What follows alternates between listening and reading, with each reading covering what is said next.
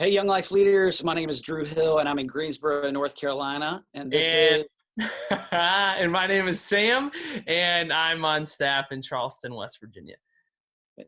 our second video in a series of best practices of Young Life Leaders during the pandemic. And we're trying to give you some practical ways to actually continue to minister to kids. And so in our first video, we talked about campaigners and some things that you can practically do to take kids deeper with the Lord during this time.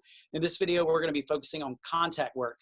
And just as we mentioned in the first video with campaigners, it is crucial that we prioritize our own relationship with God, that we do not substitute contact work and campaigners and club and being busy for being on our face in prayer, that we are rooted in Christ so that we can be a stable presence for kids during this uncertain time. And so we just want to begin this video on contact work by encouraging you to pace yourself, because even though you're stuck at home, like there can be a real tendency to always be doing more and always be doing more. And when you're, quote, working from home, it feels like the lines between pausing and working are very blurred, especially if it's your job to do ministry.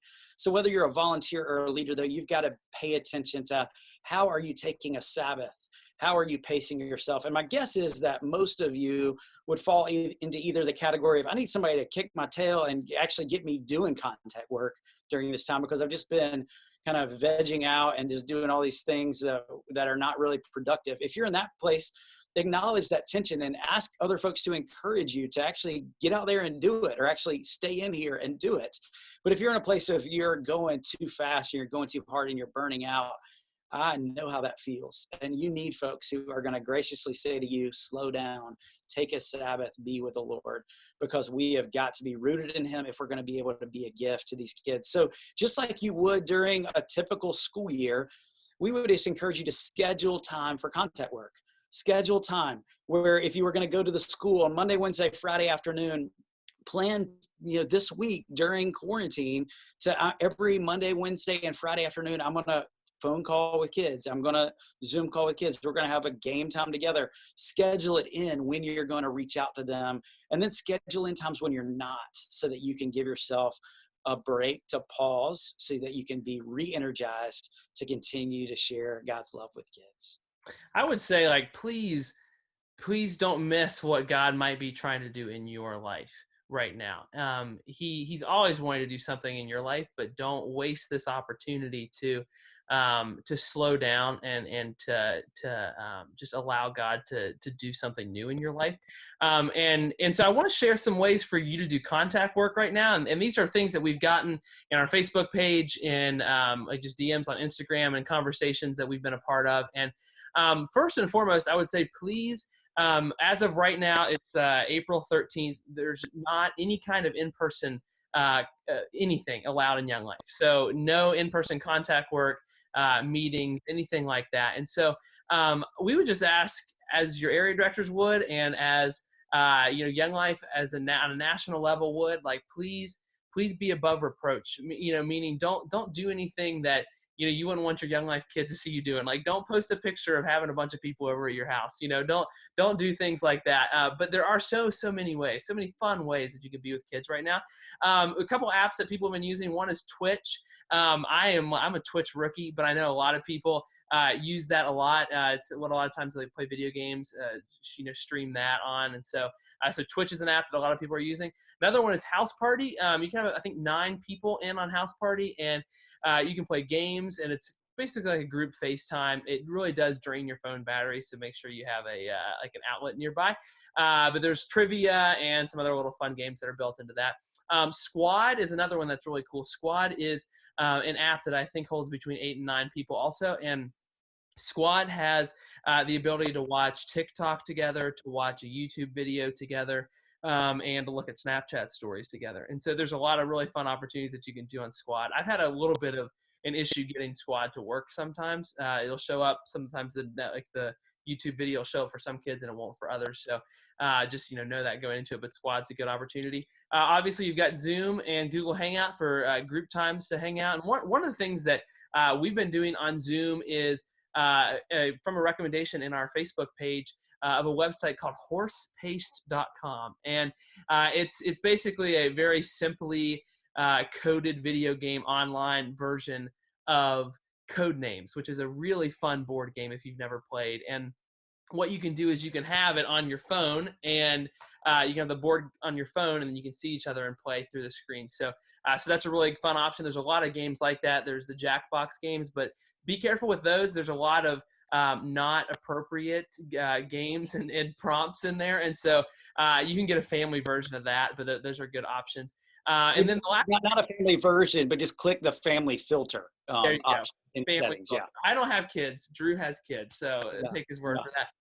And then the last thing that we've seen a lot of people doing, which is a lot of fun, is Game Pigeon on iMessage, which is just the iMessage games, and people do an iMessage games tournament, and there's like 15 games in there that are pretty fun. And honestly, I have a great relationship with one of my high school buddies, and we just started playing iMessage games together back and forth. It was Mancala. He wanted to play Mancala, and I hadn't played that in years. And literally now it's turned into a, hey, here's what I read in my quiet time today. I want to share with you. And he says, hey, here's what and I mean, it just like this relationship stemmed from playing Mancala on iMessage games. So that's just Game Pigeon, which you can get from the iMessage app store.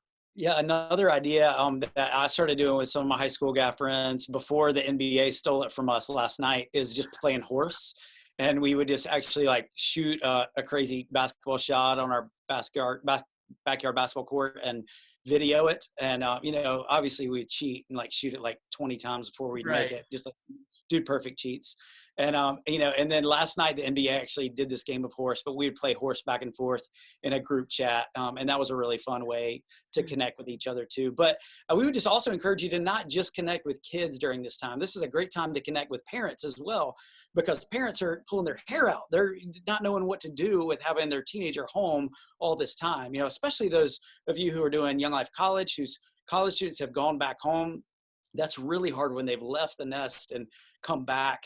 Reach out to parents and just say, hey, I'll let you know I'm praying for you during this time. If there's any way I can serve you, we're doing campaigner groups at this time. We'd love for your kid to be on that. But if you're doing wildlife, and really interaction with kids, make sure you have parent permission to like talk to those kids. And connecting with parents a lot of times can be fearful. But there's a lot of helpful posts on the Young Life Leader blog about how do you connect with parents and how do you have a phone conversation with them. But I really think that this will be a time that really propels your relationship with whole families. And if you can use it to serve parents, it's going to really be a blessing months from now, hopefully when we get out of all this mess. Yeah.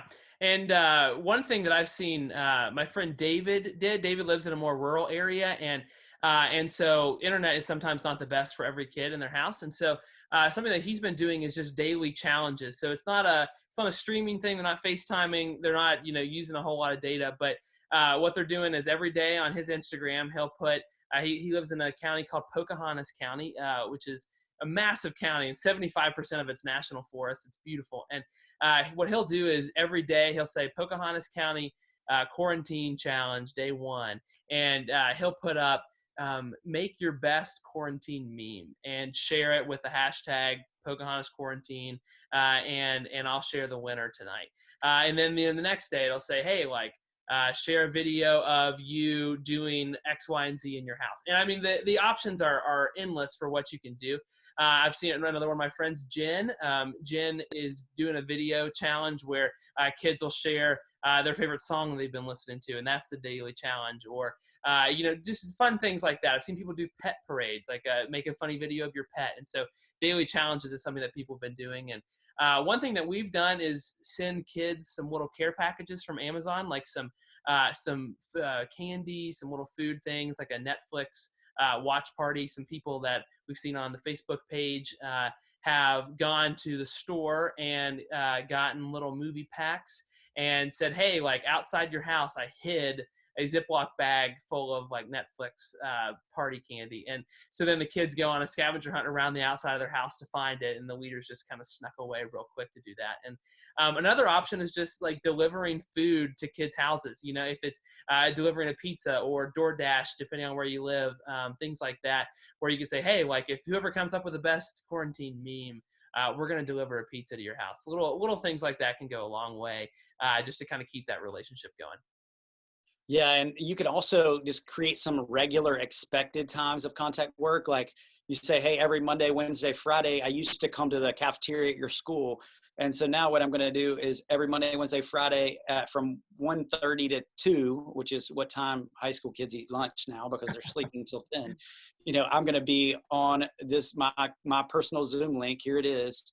And would love to eat lunch with you every day at 1:30 if you want to be there. And then you could text kids. And then some days you can surprise them and DoorDash them with Chipotle or whatever. And they have something, waiting for them so they can actually eat it while they're on this Zoom call with you. And another thing you can do is to offer tutoring with kids and say, if you're doing online work, I know you can't ask your teacher, I'm majored in math in college. I can help you with this, and offer your tutoring services to them. And then one final thing is really walking alongside them, remembering other people. Just today, I posted a blog on the Young Life Leader blog about how do we care for the vulnerable. We find life when we give it away. Who is vulnerable? What does it look like for you to ask kids, hey, who do you know who is currently really vulnerable during this time? And, maybe it is all together on a Zoom call. Hey, everybody take out a piece of paper, an envelope, and a stamp. And we're each going to write a note to one of our grandparents. And we're actually going to write a note to one another's grandparents too. And we're going to share those addresses. And we're going to write these notes together to serve those who are vulnerable. But handwriting notes is such a lost art. Kids are getting a lot of messages. They're getting a lot of video chat invitations, but they're probably not getting a lot of handwritten notes. So, it's great to write notes to grandparents and to thank those who are serving in the medical field right now and to reach out to those who are vulnerable. But it would also be really valuable for you to just make a goal of, hey, 3 notes a week. I'm going to handwrite, and I'm going to write every kid that I know. I'm going to write school teachers and thank them. But just make a goal of writing 3 a week, and it'll probably be at the end of a month, you'll have written 12 more letters than you did last month. Make a small, doable goal, but continue to pursue relationships with kids. That's what we're about in Young Life. We're about showing kids that we love them so much that we want to share life with them and to share Christ with them, just as God became flesh and moved into our world. We want to keep moving into their world, even if it's one that we have to move in with unconventional ways. Thank you all so much. Hope this has been helpful. We got one more video coming for you on Club.